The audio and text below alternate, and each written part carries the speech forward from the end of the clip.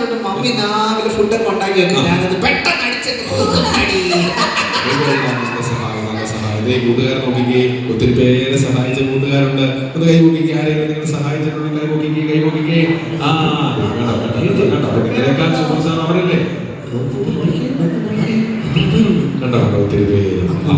പക്ഷേ കൂട്ടുകാരെ നോക്കിക്കേ, ആ കൂട്ടുകാരെല്ലാം കൈ നോക്കിക്കുന്നത് കണ്ടോ. മക്കളെ ടോപ്പു സിപ്പു നോക്കിക്കേ, ശരിക്കും സൂപ്പർ സ്റ്റാർ ആരാണ്?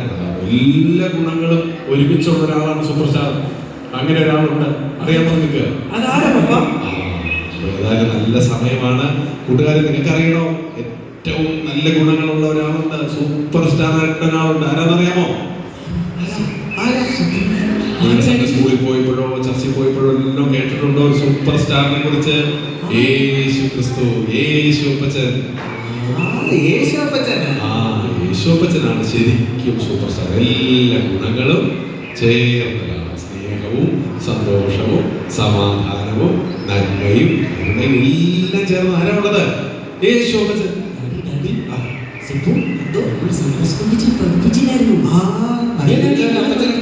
യേശുപ്പച്ചൻ എങ്ങനെ സൂപ്പർ സ്റ്റാർ ആയത് നിങ്ങൾക്ക് അറിയാമോ?